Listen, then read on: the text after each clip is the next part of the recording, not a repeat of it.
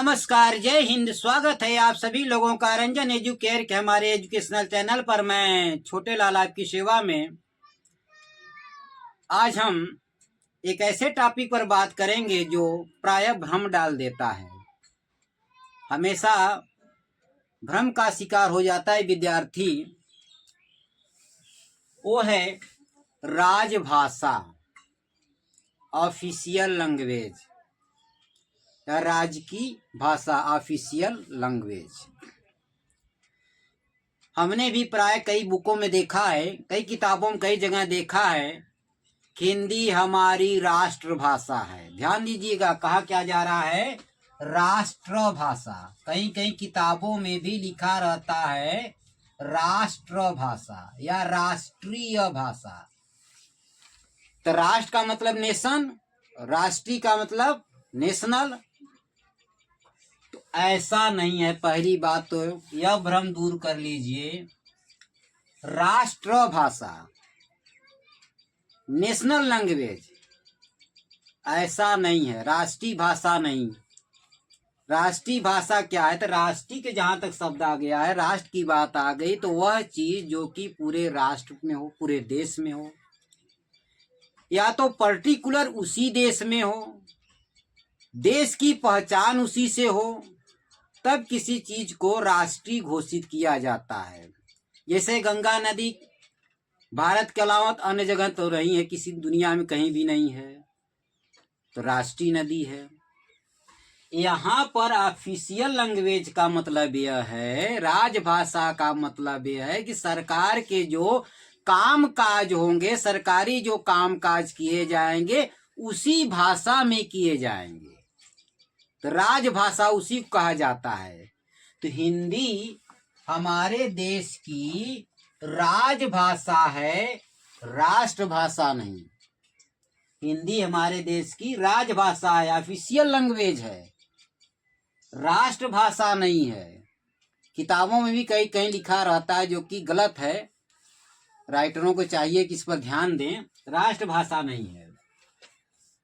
14 सितंबर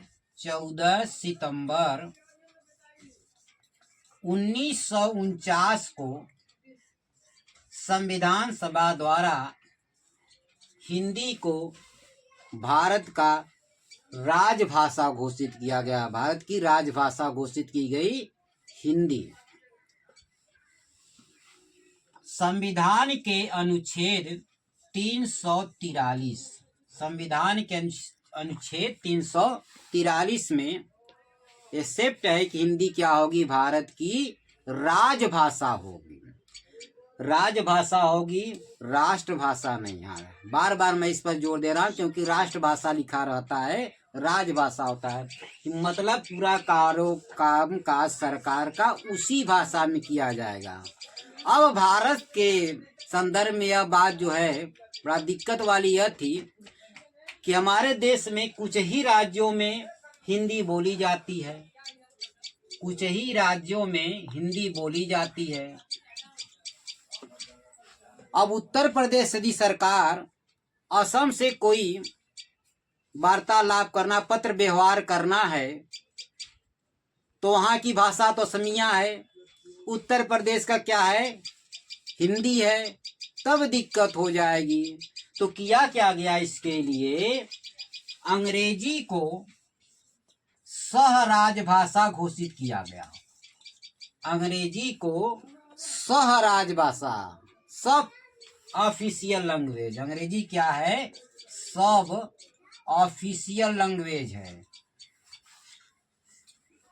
अंग्रेजी भारत में second language के रूप में पढ़ाई जाती है, फॉरेन लैंग्वेज नहीं।